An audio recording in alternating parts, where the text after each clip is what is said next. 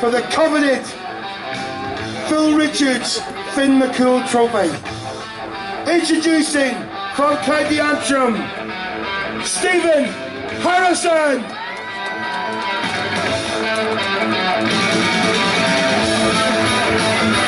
Let's get it on. Over to the referee. Okay, Stephen Harrison from County Antrim.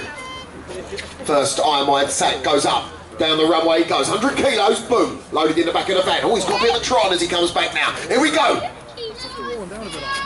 Little shout from the crowd. Come on, Stephen. Let's go now. Come on. On a sack number 2. Good to see a few of you getting behind him now. In the rain, and thankfully the rain has stopped.